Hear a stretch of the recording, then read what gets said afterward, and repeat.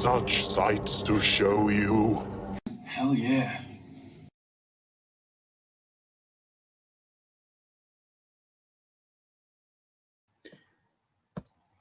Welcome, everyone, to the Horror Syndicate Discourse. I want to know if anybody who has watched the intro knows what that clip at the very end, which movie that is from. I know what it is. I just want to see if anybody knows because it's a great movie. I will give you one hint. It's Italian.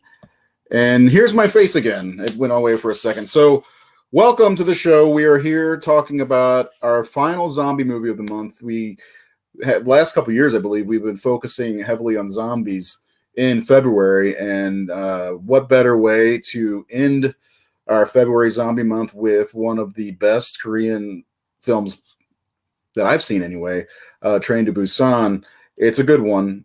It's there's a lot going on with this one, so we're going to get into it in just a minute. I just want to remind anybody who hasn't already, subscribe to our YouTube channel, like us on Facebook, all that jazz, because, you know, and if you like the posts, that always helps as well. And don't forget, we're doing 5-star ratings on the Horror Syndicate Facebook page, and there's a lot of them up so far, and it's taxing on my body, which is glorious, if you know what I mean. Anyway, I will bring the guys in so you can know who the crew is. If you don't know, that's on you.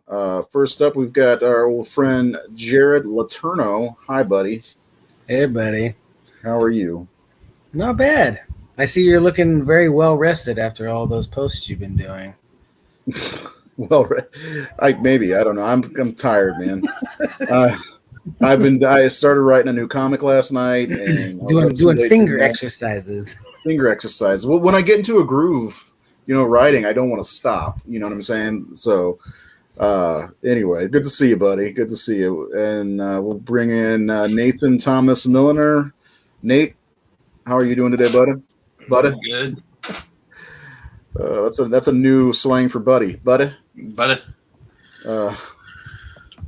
What's this? I paid zero attention. Well, you're gonna have to go back and watch it. It has to do. It's Italian. I'm telling you. Anyway, Nate, are you excited to dig in on this one? Yeah, let's do that. Yes, let's do it. Well, we got one more person to introduce. I should just not bring him in and let him watch from the green room the whole time. Dun dun dun. It's Seth T. Miller. Nice. What is that shirt? I see Dracula something or other. What is that? Show it off. Show me that. Darkness. Hell yes. Christopher Lee. Oh, that's a good one. Hell yes. Fantastic. That made my day. How you doing, Seth? Good? Bad? Thumbs up? Thumbs down? Fingers up? I overate. I'm just bloated. You over? What'd you eat? We went to Chili's. Oh. Did you get some baby back ribs? Or an awesome blossom? Oh, man. Anyway. Okay, so like I said, we're here to talk about Train to Busan. I think we've all seen it, right? Jared did a review on the horrorsyndicate.com like 3 years ago, 4 years ago, 5 years ago. Who knows? We've been around for ages now. But that is up, and we did the 5-star rating, and it had 244,000 ratings. That is the most attention any of our posts have ever gotten. That's everyone. That's everyone. That's all of South Korea. But yeah, it went insane. It had over 3 million people looked at it. So, and we came up with a score, which is really cool. And I think it's a good score for this movie. I think it's very accurate. So Nate, why don't you tell us about the story of this movie? I know you're going to get into your segment shortly, but tell us about this. And after that, we're going to do Jared's got some tidbits we're going to do, and then we'll get into talking about each category.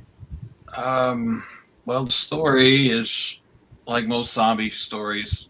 Starts out with something got out, some kind of leak, virus, chemical, whatever, that is causing the dead to come to life, or people to be infected and become malevolent, violent. It's the thing about these zombies in this film they're more like a virus in itself, in that it's just they're not trying to feed or eat or anything like that. They're just trying to spread. It's like they even act as one, like they pile on each other, trying to get to the next host or whatever. So the zombies themselves act like a virus. Yeah. The main character we meet is a businessman who is raising it. He's divorced. He's got a little girl, and they're back and forth from. I don't know if they're in Seoul or not. I'm not sure where it starts. I believe I think he lives in Seoul, and the mom lives in Busan. Yeah. So the daughter, he's not there for his daughter, and she really just wants to go back home, see mom, someone who pays attention to her. And so it's her birthday, so he agrees to take her to Busan to get on a train. He's busy at work, but he gets on this train to Busan, and just as this happens, the outbreak hits Seoul full force, where now they're on this train. One person gets onto the train that's infected, of course, and now from that one person, now this whole train is at risk, and they're on this whole track as the world's falling apart. Yeah, and wackiness ensues, right? And wackiness ensues, and then we get to meet all these different characters, and you have this morality tale in this redemption story of this father who has made a lot of poor choices in his life, and buying a second being one of them. Yeah, yeah. I mean, that's there is a lot in this movie. I didn't want to spoil it right up front because we're going to talk about the story more and break things down a little bit in each category. Before we do that, Jared, you got some tidbits for us today? Yeah, I've got a few. Okay, let me play your opening first. Come on. I make all these things so people can see them.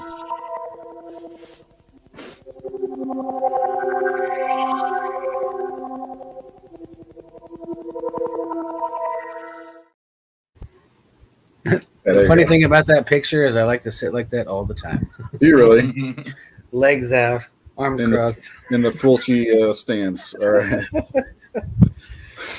No, I looked over a couple of different websites. A lot of these were a lot of the stuff we come up with comes from IMDb.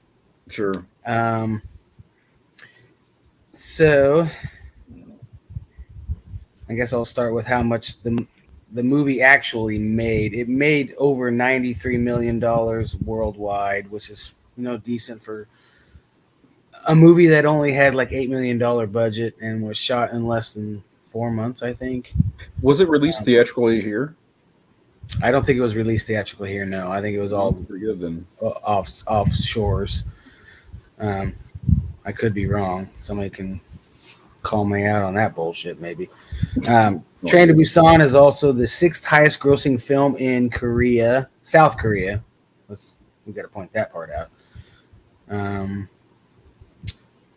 There was another one that I really liked. I don't have all the names of the movie, but it was actually released under 9 different titles. So it was Conjuring the old Italian movies. Yeah. It's 100%. Released with a different name in a different country, and unfortunately I don't have all the names on that one. So did you guys watch the movie today or yesterday? I watched it on Sunday. Yeah. The the actor that played the pregnant lady's husband, Ma Dong-suk, actually was the main character's physical fitness trainer. Oh.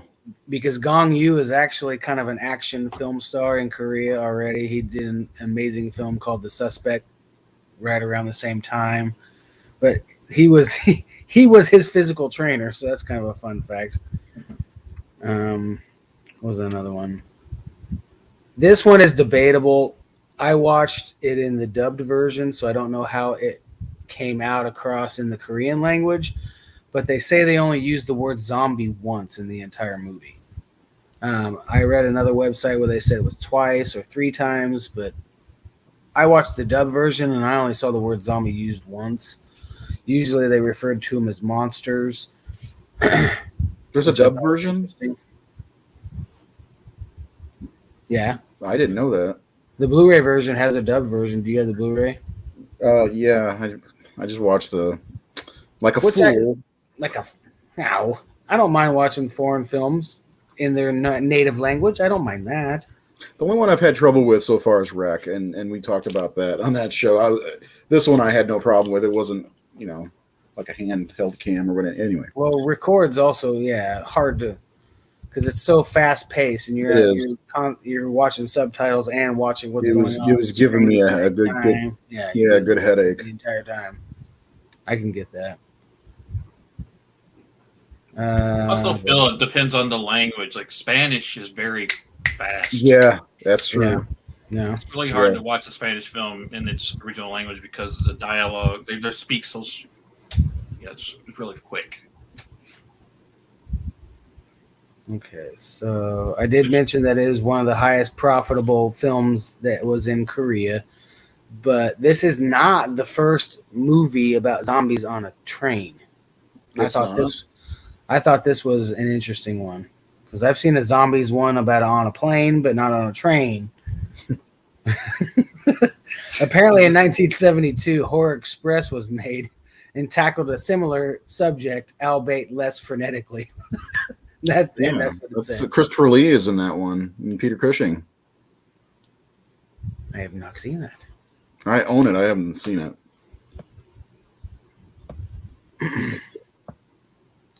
Is that a Hammer horror? No, isn't there? Okay, that's a good question. They're supposed to be. I that's actually part of my question I ask later. Anyway, anything else you got there? I just had one other one. The director, he had only done animated films. This was his first live action film, and he blew it out of the fucking water. Mm-hmm. And Nate told us about Soul Station yesterday, which I knew nothing about, and it's directed by him as well. He released that literally less than a month after this movie was released. So like he put the prequel out like bang. I didn't even know that. So I appreciate you letting us know that, Nate, because I still need to watch it. I did not know anything about it. It's a really fucking good movie, Soul Station. It's free on a lot of platforms, like Pluto, Tubi, Amazon. I think almost everyone has it for free to watch. So a lot of places to check that one out. So if you want a prequel story to this, check that out. Anybody seen Peninsula? I did, but I hardly remember it. I have not. Yeah, I didn't get a chance to. Honestly, if I'm being honest, I didn't want to. I've heard bad things about it, and it's a hard movie to live up to. Train to Busan. Yeah, Soul Station was really, really good though. Like it, I mean, if it was live action, it may be a little more known, but the animation is really good, and the story is really strong. It's actually maybe even darker than Train to Busan was, in my opinion. It's because it deals with the homeless. The main characters are homeless or very like people who like the main character is someone who is a young girl who is working as a prostitute, and she's living with her boyfriend, and they're having a hard time making ends meet. He actually tries to pimp her out himself, and it causes a strife, and she leaves, and walks out on him when the outbreak happens. And so it happens with the homeless. This old homeless man gets bit and he dies, and he starts attacking people. And so it becomes this social commentary about how a class movie, just like this one does too, but even more so because they think they're homeless or attacking people is what they think, because most of the people who are getting infected first are the homeless. And so the boyfriend and the girl's father are trying to find her as she's trying to survive through the city. And I was really pretty engaged. It's only like 90-minute movie, so it's well worth your time.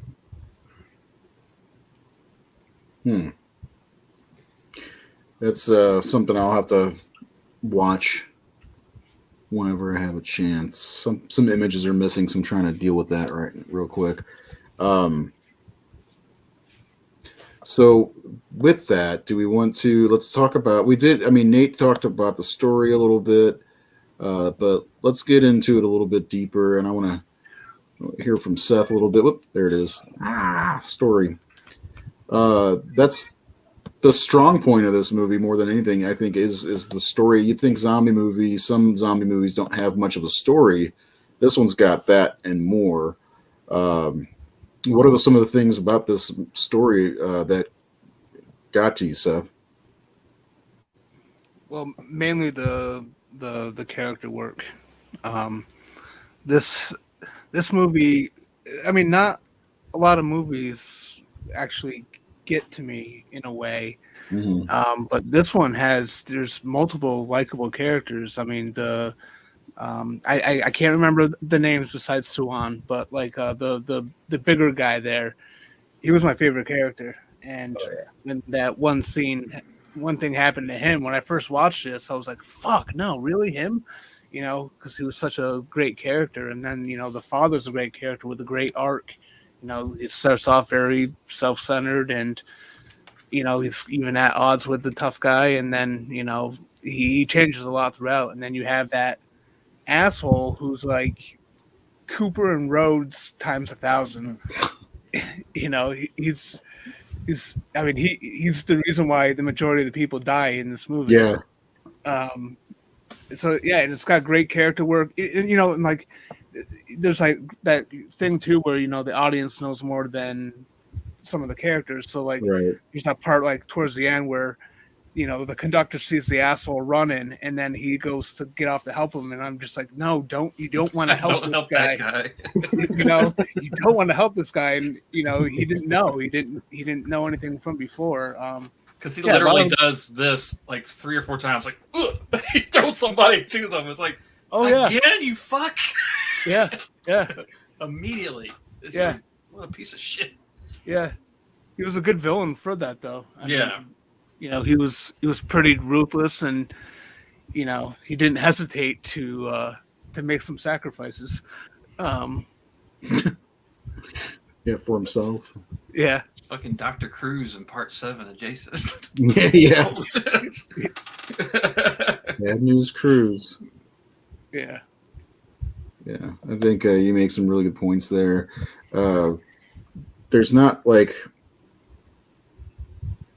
I'm sorry, you guys. Let me like what Seth's saying. Like last week, the last show we talked about the Dawn of the Dead remake. Well, y'all did a show between. I wasn't on, but you did the zombie episode. But that movie had a whole lot of characters. But I feel like these characters are far more defined, and that's what makes it, because it's I mean, you could compare it to Dawn of the Dead because it is just real time, boom, boom, boom, fast, a lot of people on a train. Mm-hmm. But these characters stand out, and I feel a connection to them more than I did in the Dawn of the Dead remake. I genuinely feel for a lot of these characters. And what's always interesting about Asian cinema that's always struck me, because I'm a big fan, and I think the South Koreans in the last 20 years have put out some of the very best fucking films ever made. I mean, they are incredible. And one thing I've always loved about Asian cinema is that they're so successful at tone, where their movies can be action-packed, dramatic, funny, violent. They can have all of that into one movie, and it doesn't feel out of place. It doesn't like shake you out of the movie if someone does something funny, or when it becomes, and they can also do melodrama where it doesn't feel cheesy sometimes, or it doesn't like make you cringe, like, oh, because when this movie goes dramatic or sentimental, I mean, it just tugs at your heart, really. I mean, if you're not crying by that last frame of this movie, which is like, it hits me every time when that little girl's crying with that pregnant woman and she's crying and singing that song for her dad, it just kills me. Yeah. And it's such a beautiful, heartbreaking, powerful final note of that movie. I've just noticed after, watching a lot of Asian cinema over the last 30 years, because I really didn't watch a lot outside of Kung Fu films and Bruce Lee shit, until maybe the early 90s when I got into like Hong Kong film and John Woo was like everything, Ringo Lam and all that. Takashi Miike came around, it was like really big deal. But it's just something I've always admired about the Asian filmmakers is they're able to pull off these balances of tone so easily. Where in American films, sometimes that could ruin a fucking movie if there's too much of this, too much of that. But they find a great balance all of the time. Interesting. I definitely agree. Sorry. You apologize to no one, Seth. No one. All right.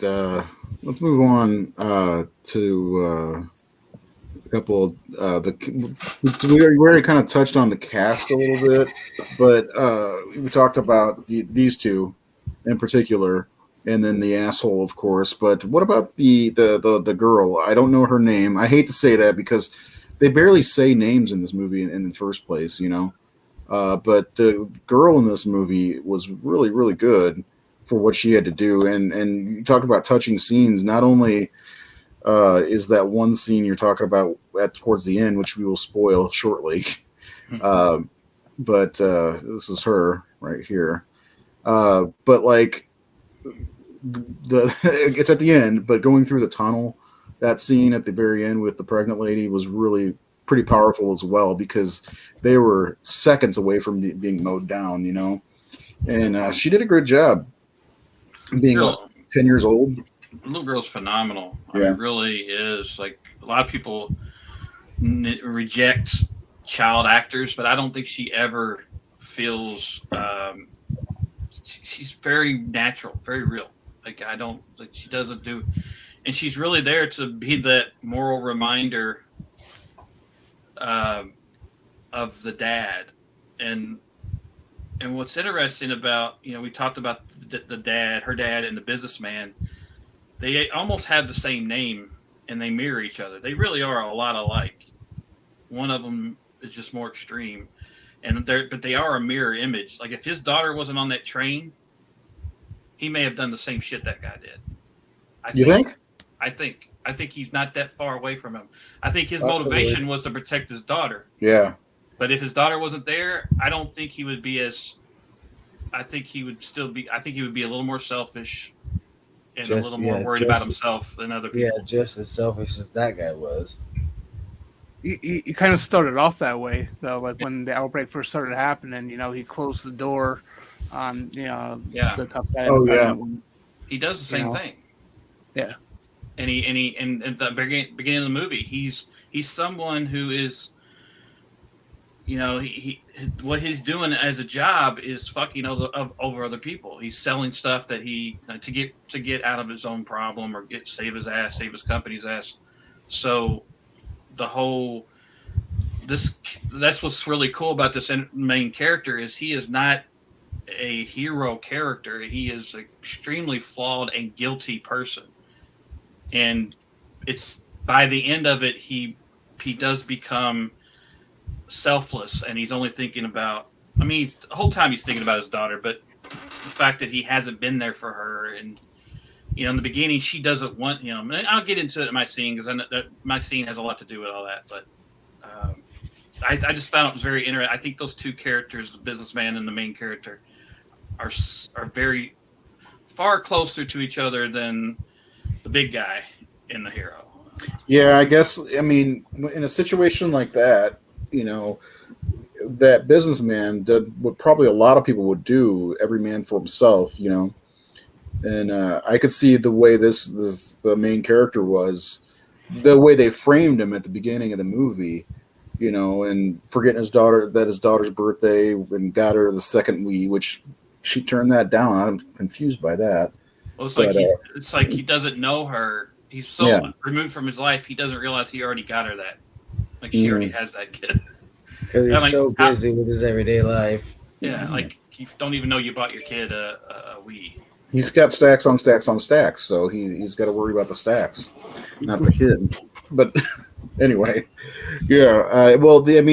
That's the other thing. Could you imagine if he was as selfish as we thought from the beginning? She wanted to ride the train by herself, so like just being there. Imagine that. Yeah, imagine if she was on the train by herself, and he just went about his business because she wanted to, but he's like, no. He realizes that when he said that, I think the Wii is the turning point for him. Like something that kind of small was the turning point for him to realize. Kind of a wake up call. Yeah. Oh, you got this already. Oh, I guess I need to be a better father. Well, he watched the video of her concert or whatever. Oh yeah. On her face. Yep. Yeah, there's some good little moments. That his assistant probably filmed, or his ex-wife filmed, or something. I bet it's his assistant if she's living with him. But so he seemed like he leans on his assistant a lot. Like you only get that exposition like literally 10 or 15 minutes before the shit hits the fan. But they didn't spend too much time on it, but still, I think they gave us enough of his character to get what kind of a guy he is and what kind of relationship he has with his daughter. And again, how many times have I talked about character arcs? He's got a great one, as I think Jared mentioned, somebody mentioned, and so does the one guy, the buff dude, because he was kind of an asshole too. And they were both basically fighting for another person. There's a whole baseball team on the train. Anyway. Which is totally cool if they all could have survived at least a normal pace. They all got killed off pretty quickly. Yeah. There was one left over. There's some really cool stuff that happens in this movie. And this is another movie that is almost 2 hours long and doesn't feel like it's 2 hours. Like when I watched, I was like, shit, it's almost over already. It's insane. Anyway, Nate, you want to do your cinematography and direction all in one, as we've been doing? Yeah. The direction was fantastic. Yeah, like Jared said, this was his first live action film. He'd done mostly animation up until this point. And what's really as tense and as kinetic as this movie is, what's interesting is it's not a shaky cam movie. I know someone mentioned Wreck earlier.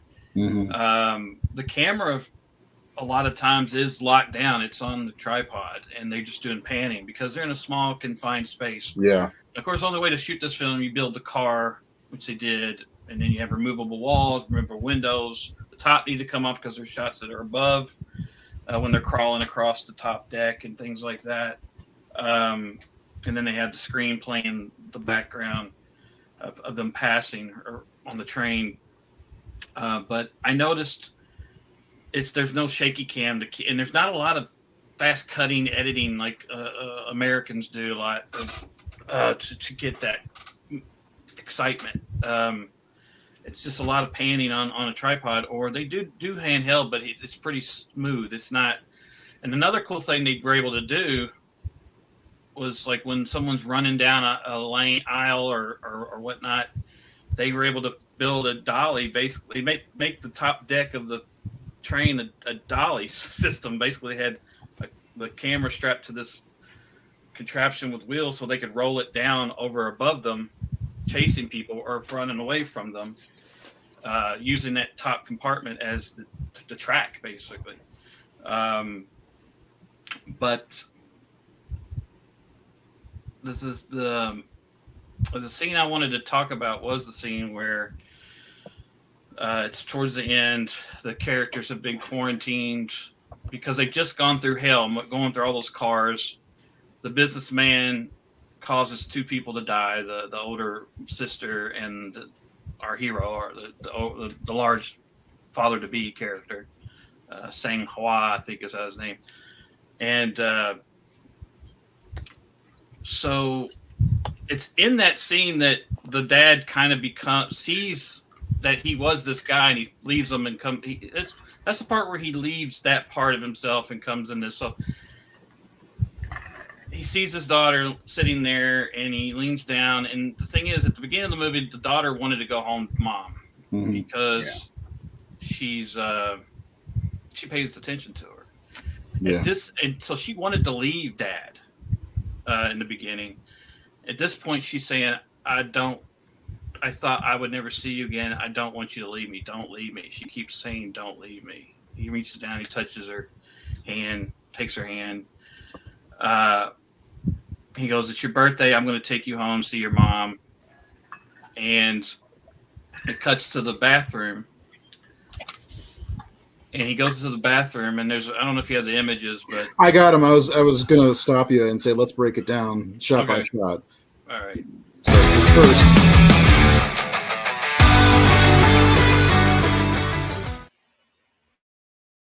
I love that. I love the intros. I got to do it. All right. So I think this is the first image, right? Yeah, he's looking out the window, and he and the conductor see smoke and fire. So they know that wherever they are right now, the shit's going down still. But they're all trying to think, well, the next stop, there's hope. There's hope. So they're always trying to have hope that maybe once we get to Busan, we're safe. But I think it's part of it where they both know that it's 50-50. It may not be. It may not be safe where we're going. This may be the end. We're just treading the water until we get to our end, you know. So he's sitting there looking out the window, seeing the smoke, same as the conductor, and he looks down at his daughter, who's looking down. Everyone's pretty quiet in this car because we've just lost a couple people, and we've just seen everyone else die. So these are the only survivors. These people and the conductor. Although we don't know that one of the workers and the businessman are made it to the bathroom before they got attacked. But he sees his daughter, and he leans down to her. He reaches his finger out, takes her hand. And again, I just talked about how she doesn't want him to leave, like, stay with me. So I think she's kind of saying, you know, once we get to Busan, I don't want you to leave me. You know, I want you here because I need you. And so, you know, there's this intimate moment, and, you know, it's just a couple over the head, or, you know, with the hairs with the hand. He's got blood on his hands. But if you want to jump to the bathroom scene, because I kind of already touched on this, but yeah, there's when he gets to the bathroom, it's an interesting setup because it's of course it's a small room. Well, there's the phone. Yeah, he calls the wife, and she doesn't answer, which could mean she doesn't want to speak to him or she's dead. Yeah. But what's interesting about she didn't answer the daughter either, though. This shot right here is for some reason there's a mirror on the door, and there's a mirror above the sink across from him. And I think this was a choice because, again, there's a lot of mirror reflections of this guy with the businessman. And here there's two, and he's talking to his wife. She doesn't answer. And then it goes to this shot. The camera pans over. Now, we get three different versions of him here. And it's kind of like he is torn between being like the failed father, the failed husband, and the businessman in the middle who's made all this. And the next call he gets is from his partner.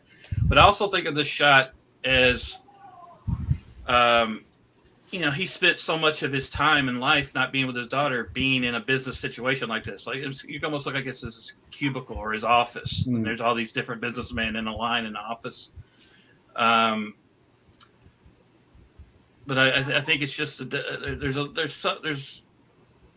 I think this shot has a purpose. And then once he gets the phone call and finds out that they may be responsible for all this because of things they were doing, the choices they were made, the cuts they were making.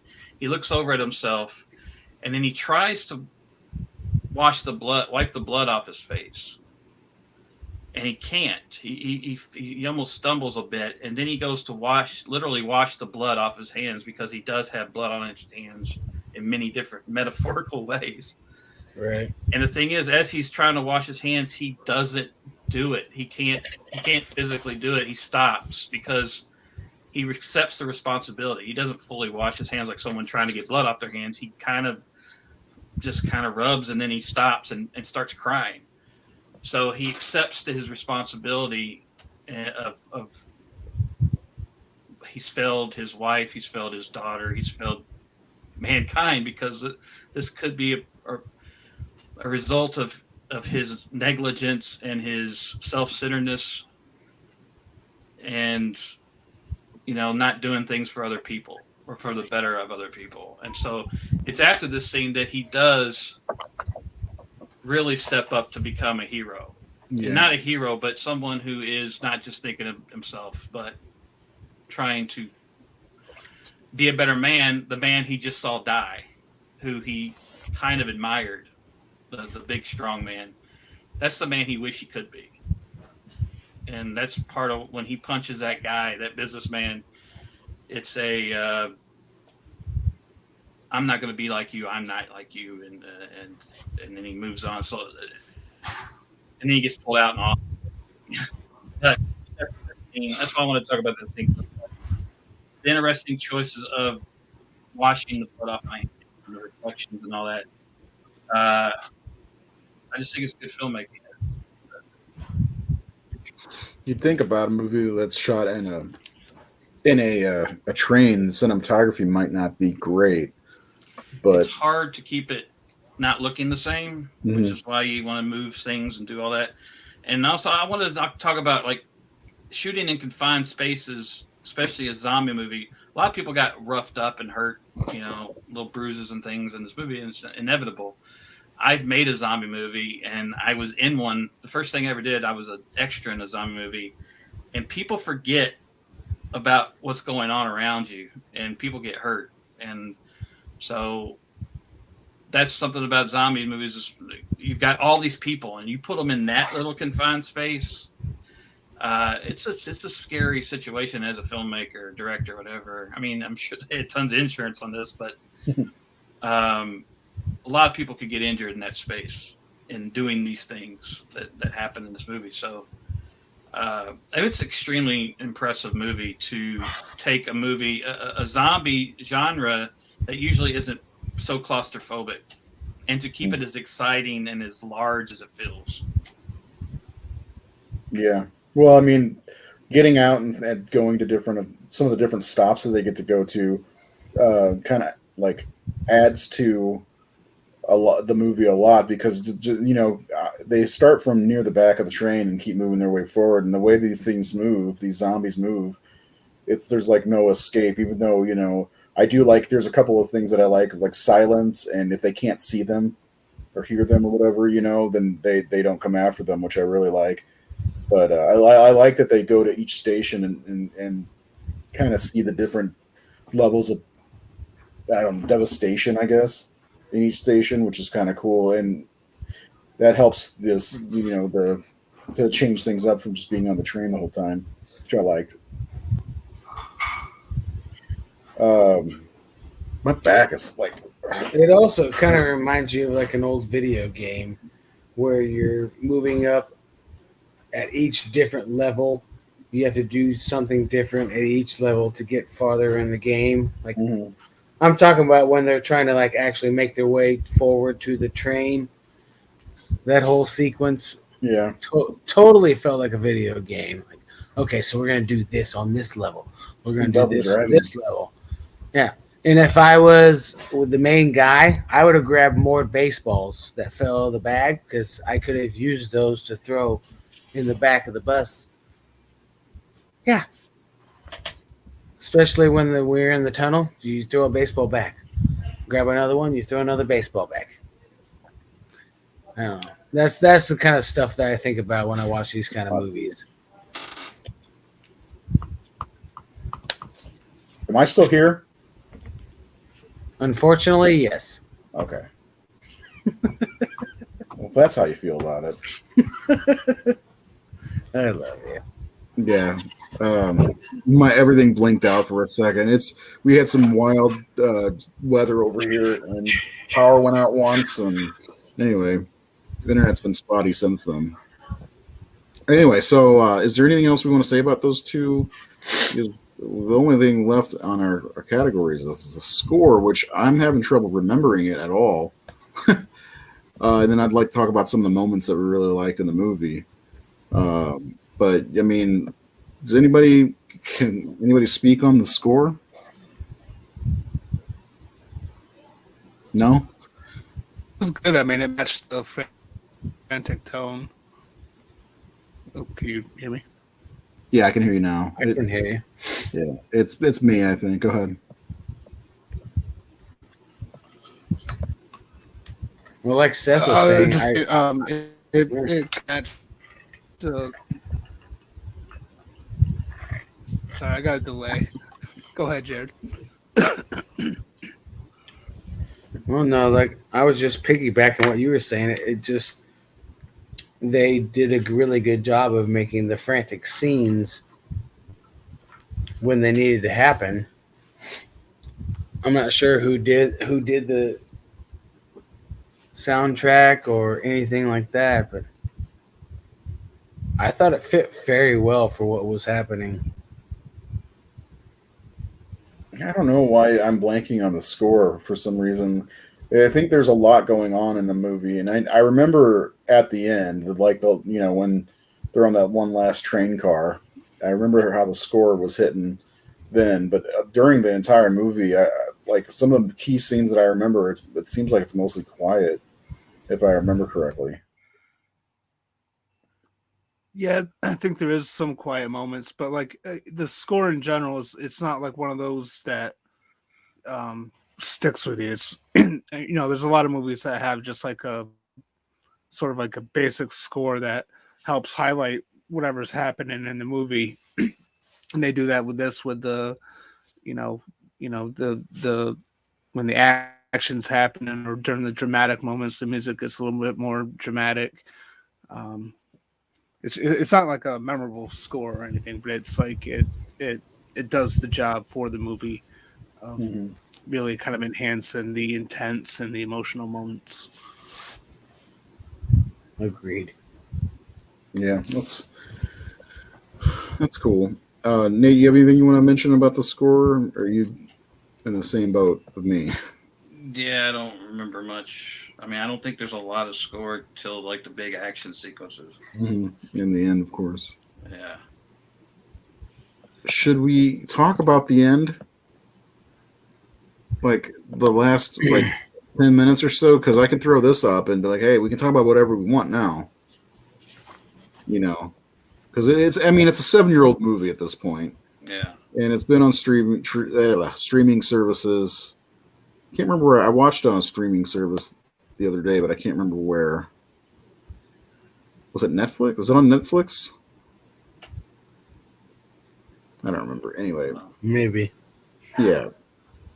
So let's talk about the businessman, the bite, the inn, the tunnel, all that stuff, and how fucking heart-wrenching it was. The scene really is but the girl steals the whole scene with how much pain and agony she's in emotionally after they find out, the dad who had to take out the trash got bit on the hand. Leading into that, he's on the back of the train, doing what he has to do, and he's having these flashing memories. I mean, being a father, that's got to get to you guys. If you know what I'm saying, like that scene, like the first time, I didn't expect. I'm sitting here watching a zombie movie, and I didn't expect to be kicked right in the gut. No, you're kicked in the nuts, not in the gut. It's terrible, man. Yeah, it's a very emotional scene. I couldn't believe emotion I had after seeing that scene, and then moving on to the tunnel with the girls singing the song, saving all three lives, if you think about it. Yes, all three. So, Which I think is the hopefulness of the movie. yeah, that's why I maybe I don't want to watch Peninsula because of the way this ended. I have no idea what Peninsula looks like. I remember there was hype around it at the beginning of 2020, maybe. I don't think it has anything to do with this movie, though. It's just in the Train to Busan world. Oh, really? Yeah, I don't think that has anything to do with this movie directly. Okay. Seth, what about you in the ending? How did it make you feel? The first time I watched it, it got to me, especially as a father. And his character goes through this entire arc throughout the entire movie, and by the end, you're rooting for him. You want him to get his daughter's safety or whatever, and just knowing that all that's left from that whole group on the train was the woman and the child and the daughter. Yeah.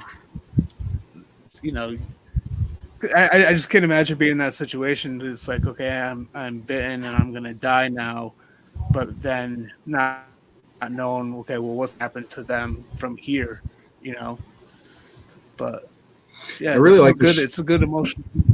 Yeah, for sure. I really like the shot of him when he falls off the back of the train too. Where it's like a shadow silhouette.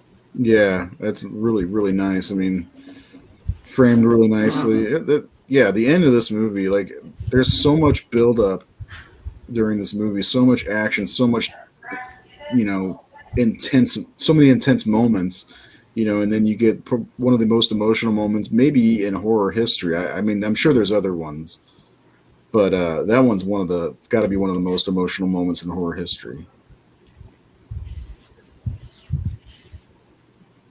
It's an emotional movie. I mean, yeah, because they kind of, I mean, it kind of had that effect with me, like throughout the entire movie. There was lots of characters who I liked that I didn't want to see get off.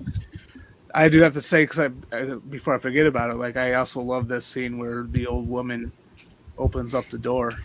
Yes. And lets all the zombies into that one car. I mean, fuck all you motherfuckers. I felt justified. I do have one question about, like, what your all's opinion is about the businessman outside of the scenes where he's throwing people to the wolves, basically. Like Cooper, a lot of people say, well, Cooper was right. He made the right choices, or he had reasons to make the choices. And I don't know if at the end where he's bit and he's talking about, I have to get to my mom, if that's all just bullshit, or what if his motivation was maybe he has an elderly mother that needs him and that's where he was going, and now he's like, who's going to take care of my mother? He's just trying to get home to protect his mother because no one else will be able to take care of her. And if that's his motivation for real, I could see some of the choices he makes up until that, throwing people to literally to the wolves is did he really make? I mean, he does make some bad decisions and selfish decisions, but a lot of them is, like, you think about it, like, okay, we have a train full of 50 people here, and you're wanting to risk all of us by letting 3 people who may not make it here by opening that door and risking all of us dying. Is that, the right thing to do or not? And I think more of us are probably like that in our thinking. So it's just he's obviously not a good person in a panic and in situations. And there's a class thing. He's a business wealthy guy, and they have the homeless guy who they immediately suspect and treat like shit, even though he turns out to be a hero at the end. Yeah. But I don't know. I think I think we can't paint that guy completely as just a piece of shit, evil person outside of the things he does at the end. But, you know, up until those moments where he does start doing that stuff, is he totally just a piece of shit or just someone who's totally scared or trying to get home to his mother at all costs? Because, I mean, would the dad do that? Would the dad, because the dad learns, other things that the dad learns through there is through these guys. He sees this big guy do what he does. And the thing is, he not only closes the door, like we talked about, he closes the door on him and his wife in the beginning, and then he opens it. But he also chooses to let them go to quarantine while he sneaks off when they get to that station. He doesn't want to let anybody know, but the homeless guy follows him. I heard your conversation. And he's kind of like, I don't want you coming or whatever. He doesn't want this homeless guy coming. So he still he's being very self-centered still. And his daughter is disappointed in him in that moment. Like she shows disappointment. The thing is, after that sequence, his daughter's saved by the big guy in that scene. And he is saved by the homeless man. The homeless man throws a coat over the zombie's head to get him out free. Right. So these people that he kind of was fucking over or didn't want to help end up saving his life and his daughter's life over and over. More than once. Yeah, more than once. So that's what's really, really interesting about this character is that we do feel sorry for this guy at the end. When he dies, it's an emotional scene, but it's like we've seen him make some really bad, immoral choices the whole movie, too. Well, I think there's... I think I said something before about the trying to survive something like this. Maybe you get a little bit selfish, and I don't know. I don't know if he was telling the truth or not about his mother. But his actions during this panic, it makes him look terrible, kind of like Cooper. The actions that he's showing make him look terrible. Seth's got something. I know that face. Yeah, well, I mean, I could see it to a point. Like, I did believe him at the end when he said that he was trying to get home to his mother. I thought that was genuine, and I do understand like some of his reasoning, a little bit here and there throughout. But then he also gets a little petty with it too. Like when they finally do get into that area of the train and the main character punches him and he says, oh, he's infected. Like he knows the guy's not infected. He's knowingly lying and to get them tossed out. That's where he's full on dickhead. But I think, some stuff of, being concerned about someone possibly being infected, getting in, that's reasonable. And I do feel like he was trying to survive at any cost. I used to have a shirt that said, "You're a great friend, but zombies chase us. I'm tripping you." Yeah. Well, there's also I think that part where the guy starts punching them, and he says, "They're infected. They're infected." That's almost a desperation to keep power because he's the big guy in that car. Everyone's listening to him and following him, and here comes this guy contesting him. Literally beating him up to where now he's lost power and control over these people. So his only way to get power and control over it is to use the manipulation of fear to fearmonger all these people and to make it us and them again. We got to quarantine them. And then the old lady's like, I've seen this shit. This is bullshit. And I'm going to let people in. You got my sister killed because of this bullshit. Yeah. Yeah. Sean, you haven't seen this one? It's definitely worth watching. It's 94 rating. Is that on Rotten Tomatoes, I guess? I think so. I don't know. I have never ran into anybody who didn't like this movie. This is a movie I don't see shit thrown at. And this is also a movie that reinvigorated my zombie, because I was done with zombies. I was so fucking tired of them after the 2000s because there were so many. And I had so little interest in zombie films. If a new zombie movie came out, I was like, yeah, I'll pass. But when I saw Train to Busan, I was like, holy shit, this is the best zombie movie I've seen in a long time. This kind of proves me wrong that there's still a lot left in this genre that could be done better than. I mean, I think this is one of easily top 10 zombie movies ever, in my opinion. I cannot not put it in a top 10.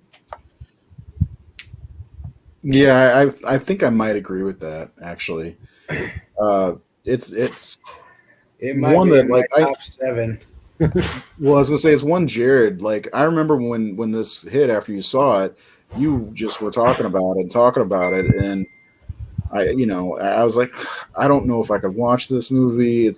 I'm not a big foreign film fan. Well, I wasn't at that point, and then I watched them. Like, holy shit!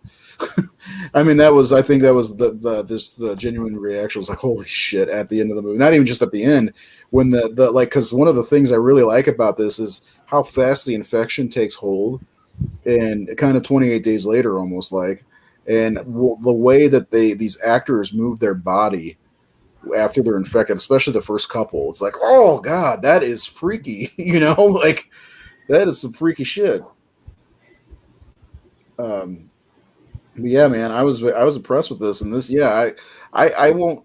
With The Walking Dead, let me just say that is something that really kind of killed the zombie genre for me. I like the book quite a bit, the comic quite a bit, but the show was just God.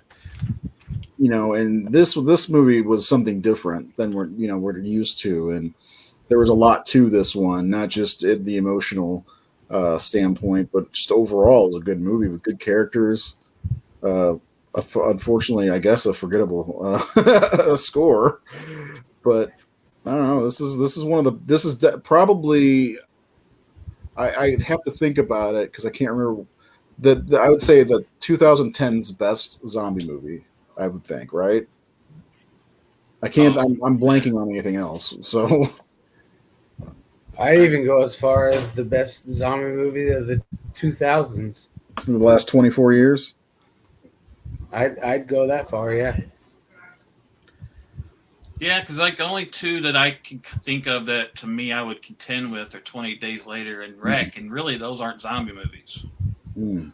I mean, they are. I consider them, but a lot of people don't. I mean, Wreck is not. They're not zombies really, and It's a twist. It's kind of close to the Evil Dead, I guess. Kind of the same idea, though. It's more of a manic disease going on. So I'd say those three I think are the best. If you classify those other two as zombie films, I'd say for the most part, I think Dawn of the Dead is one of the best of the last 25 years. I don't know. It's a good remake. It's one of the best. I wouldn't put it against those three as far as Battery's a good one. Great low budget horror. I don't think I've seen that one. There's a lot of good ones, but I was just getting kind of tired of the Signal movies. Was another one. The Horde, the French one, that was a good one. Another one a lot of people don't think about is The Signal, which is kind of like 28 Days Later. It's just somebody mentioned The Dead. Something that makes people go crazy. Somebody mentioned The Dead on your post the other day, Nate, and I wanted to say something so bad because those movies are really fucking boring, but I didn't. But this guy must have worked on them or something. Yeah, I know that guy. There are people that like those movies, but I don't know. That's an interesting thing. I'll have to look in more depth for zombie movies from the last 25 years because I think I'm just skimming the surface level when it comes to zombie movies. Over the past 2 decades. I remember once counting on IMDb the number of zombie movies made between 2004 and 2010 or 15, and there were well over 600 made. Oh yeah. So there's just so old or so much. Like I told you guys, I didn't give the Crazies remake much of a look. I watched it, but I was so tired of playing zombie movies. By the time that came out, that was the fad, though. Yeah, it was. It was just, but it was. And they're easier to make, I think. Maybe not. I don't know. I mean, I liked when something would do something. I mean, something unique. You're good. Dead Girl was a really interesting one because it wasn't. I did a review for it on the Horror Syndicate. The Night That Yes. Eats the World. What about the Yes. what's that one called? Where the girl's in the desert. Stains the sand red. It stains the sand red. That I like that one. Anyway, I'm gonna have to take a look, and maybe we'll have to come up with a list to put on the website. Top 25 of the last 25 years, or something like that. That'd be fun. Not for a show, but for the website. We'll do that maybe if you guys are up for it. I probably have a lot to watch. I'm not like Seth over here who only needs 13 more werewolf movies to 100. Holy shit. That's ridiculous. By the way, Seth, why isn't any of the Paul Naschy movies on your list? Ah.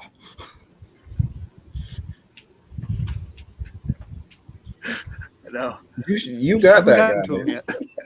That was funny though. That guy, like, he's like, well, the author, blah blah blah blah, and then Seth's like, hold on, writer. yeah, the writer, yeah. I'm just going to have to block your posts now because I can't take you seriously because you didn't list Paul Naschy films.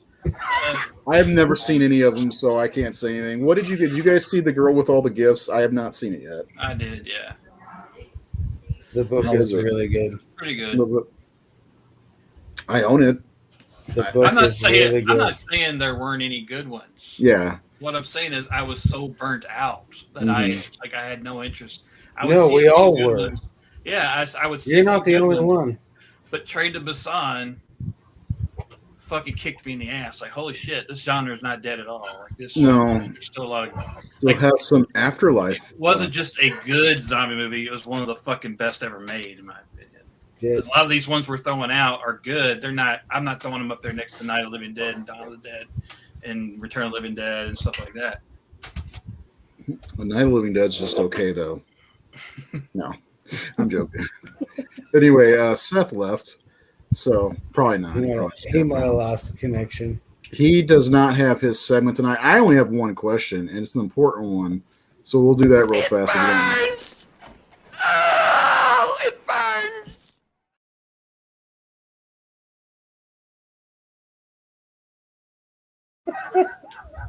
I have a different idea for that, by the way. I figured it's okay. I like it. Let's just talk about Kurt Russell with a flamethrower. Anyway, That's not a bad one either. yeah, I got to just make sure I can do it right. Anyway, so I have one question today, and that's it, because this is important to me. And should there be a U.S. remake? I know they've been talking about making one, but do you guys think they should do this? I say no. I'm tired of seeing U.S. remakes of great movies. Like we talked about, we haven't talked about it on the show, but Let the Right One In is a great movie. Was not bad. The remake is okay, but it was there's no point for this. You know, is it because U.S. audiences are dumb and they can't read, or what is it? Like, does Train to Busan need to have a U.S. remake? There was another one, Funny Games, that was actually remade by the guy that directed the original. Yes. Okay. Seth, Nate, what about you guys? What do you guys think? Jared, you didn't answer either. I didn't answer it. I was just vocalizing good remakes.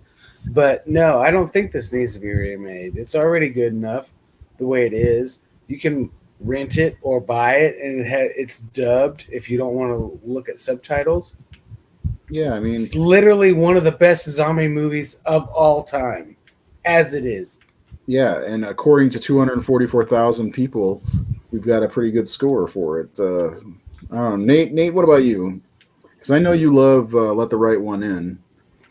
Yeah, I think Let Me In was a good remake. I think that example is one of the very best examples of it.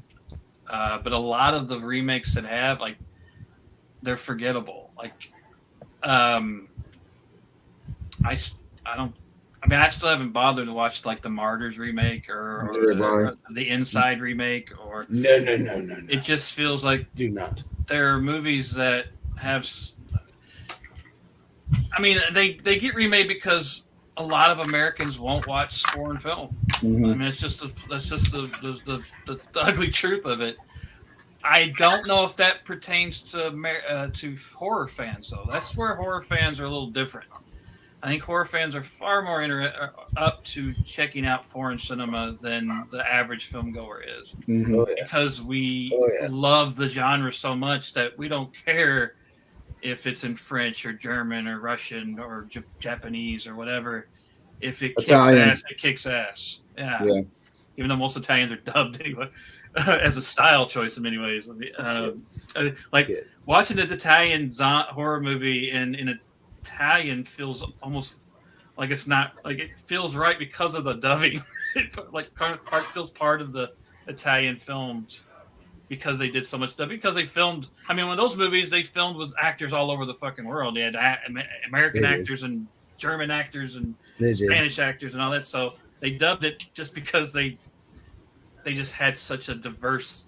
They didn't all speak the same language. Yeah, and you can tell. Yeah. Like I watched The Leopard, which was an Italian film, and Burt Lancaster's the star, and like the definitive version of that movie is it's not Burt Lancaster's voice, it's some guy dubbing Burt Lancaster. Everyone else is in Italian, Burt Lancaster's dubbed, and that's the preferred version. It's like this is one of the biggest fucking stars of all time, and one of the biggest movies he did, and the one version everybody watches is not Burt Lancaster's voice. Or even Mad Max. I mean, Mad Max was dubbed. I don't think and they're speaking English. Was it really? Yeah. I didn't know that. Because Australia, they didn't think American people could understand the Aussie, accent because it's got pretty thick in that movie. Yeah, I know. There's some accents can be really thick. I mean, there are people in America who have thick ass accents. I know a couple that down in your neck of the woods, Nate. I was very shocked that Inglourious Basterds did so well because most of that movie is in foreign language. Mm-hmm. I mean, when you got a name like Tarantino attached to it, that's a game changer. I've seen Rocky in German and it was funny. But I don't think this needs a U.S. remake. I mean, they like a lot of people loved Quarantine. I never bothered to watch it because Rec was so good. There was no reason to. But I hear people go, "Oh no, Quarantine's good. You should watch it." So maybe I should watch that one since I had trouble watching Rec. It's got a sister from Dexter in it. She's the main girl. I have this still. I have only watched one of the movies. I don't know what to do with it. No, I watched part 2. I know you're big on 2 and 3, aren't you?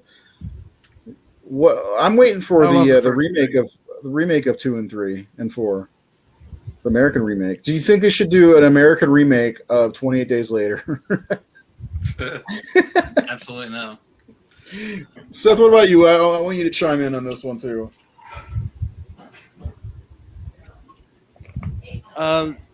No, there shouldn't be. I would. Concern is like it would just be if they. Yeah. I don't think people in Hollywood would give this amount of attention to the character work, and I just don't feel like it'll have the same weight. I just think that if it does get remade, it's probably going to be the definite version. I've never bothered with Quarantine either because I love Rec, so I'm not even going to bother with that. So, if it ever gets made. There is one really good remake of a foreign language movie, and that's The Departed. So, Infernal Affairs. I mean, there's other. I love the girl with the Dragon Tattoo, David Fincher version. I mean, this isn't new. I mean, they do it for all. The Birdcage and The Toy, and there's so many movies that were based on foreign. Sorcerer, William Friedkin Sorcerer, based on Wages of Fear, is definitely one of the best remakes, American remakes. But you're talking about William Friedkin. If William Friedkin decides to make Train to Busan, maybe I'll watch it. Although I don't know if he's the right guy for it now. But if you get, some really talented, who's making the Train to Busan? Isn't it the guy that made Safe Haven from VHS2. Is a really talented filmmaker, I don't know. and Peacock. he's Asian. I'm not Train to sure. Busan's on Peacock. Sorry.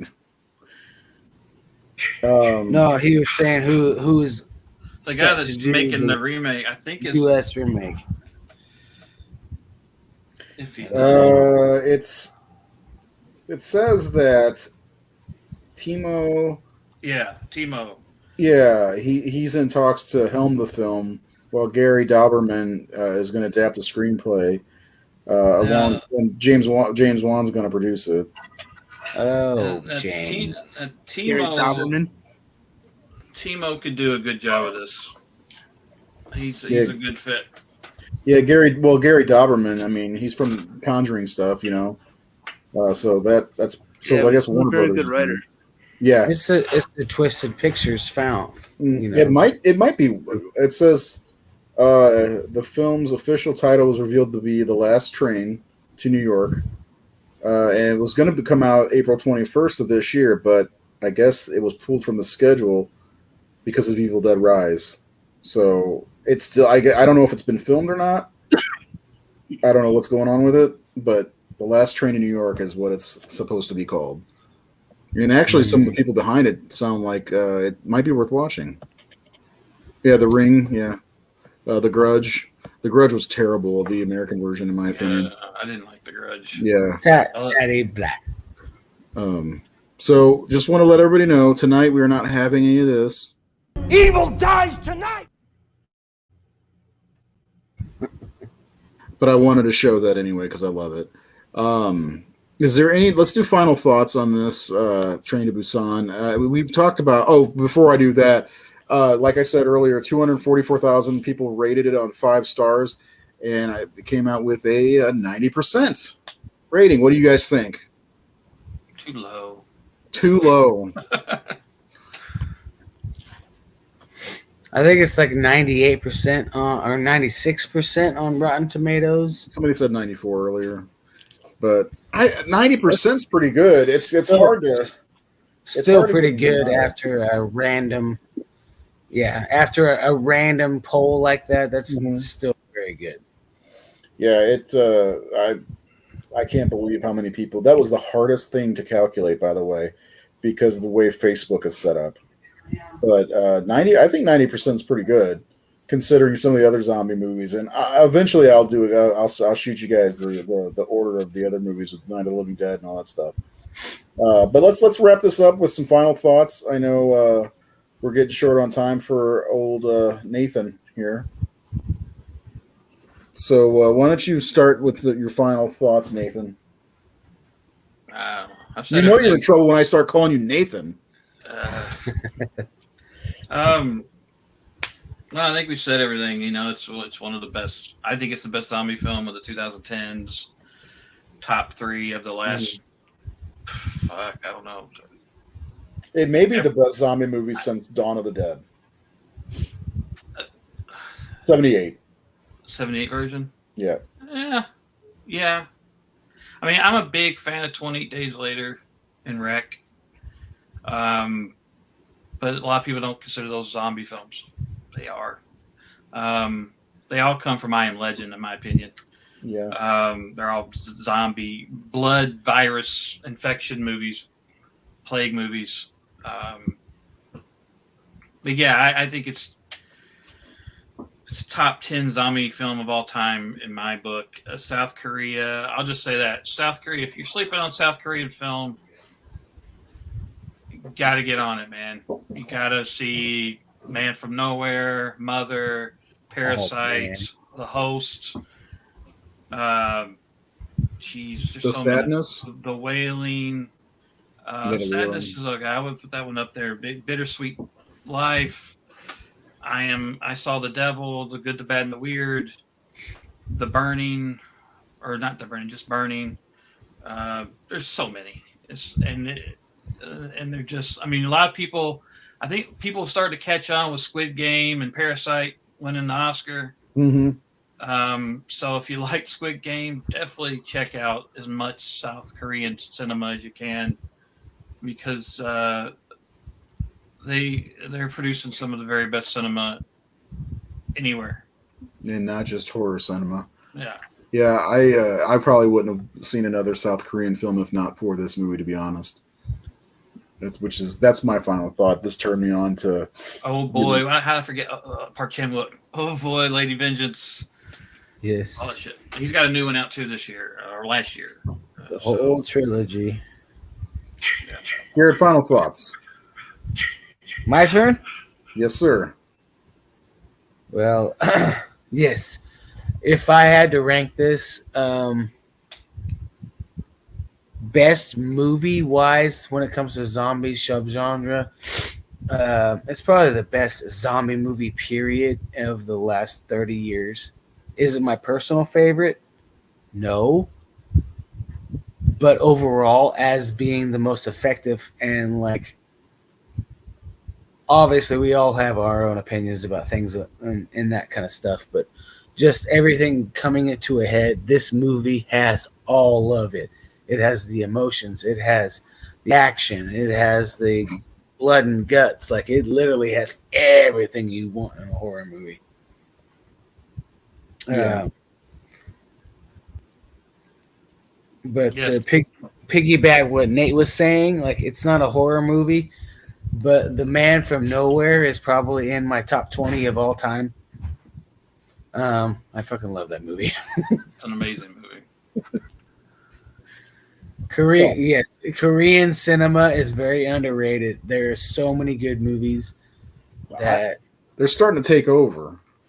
Like, not take over, but really, there's a lot of like at some of these award shows and stuff. They're doing really well. Which is good, in my opinion. I'm out. I'll drive. If Jared, you good? I want to talk on you. no, I think did I'm not good. see Black Summer. Did you guys see Black Summer? Huh? I kind of got a little verklempt when you brought up The Man from Nowhere because it has the kind of the same, Yeah, father-daughter stuff going on. definitely. Well, I was saying someone said the infected and zombies are different. Yes, it's not the same. Structurally, they're the same movies. I said I Am Legend, it all comes from there. Romero has said that I Am Legend or The Last Man on Earth, if anyone's seen the Vincent Price movie, it's the same fucking thing. It doesn't matter if they're vampires or zombies or infected or whatever. It's end of the world, apocalypse. Everyone's turning on each other, whether they're dead or infected. It's the same fucking ballpark. It's the same game. And so what it means is you can watch 28 Days Later, and you're basically watching Dawn of the Dead. There's even moments that follow Dawn of the Dead, and so there's all these structures that follow each other. I don't know what the Cargo, Wormwood. Wormwood was one. There was a one about zombie sheep called Black Sheep that was an Australian zombie film. Wasn't that one called the guy that has like all the shotguns together? Fuck, came out in like the early 90s, mid 90s, or 2000s, early 2000s. Shit, I can't remember what it was. Yeah, I know what they are, man. I'm talking about they're the same movie though, the same story structure. They all Same relate. style of movie. Okay, Seth, what are your final thoughts? We got like 2 minutes. Maybe we can come up with it. Yeah. It's like saying slashers and serial killers aren't the same. No, they're the same thing. They're killing people. Giallos are slashers, essentially. Seth, Yeah. can you hear us? Seth? Yeah. What are your final thoughts? Yep. Maybe four. What? Final thoughts. I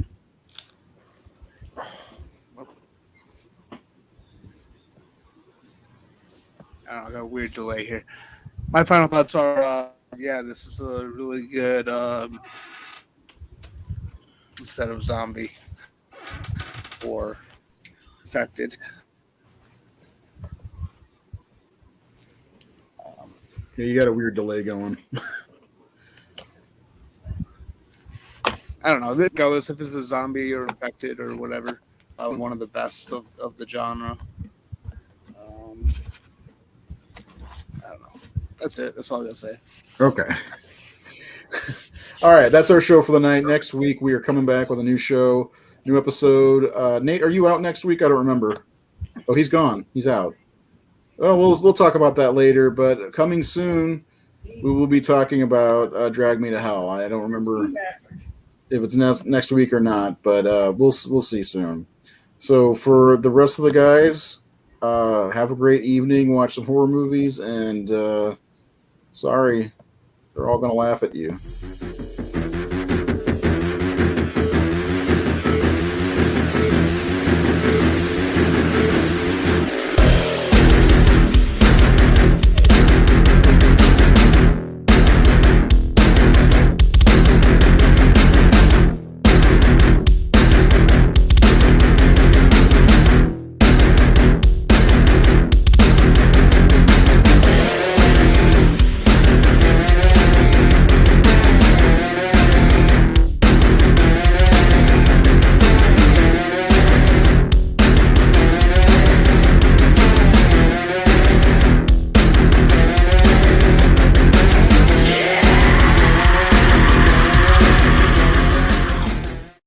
We have such sights to show you. Hell yeah.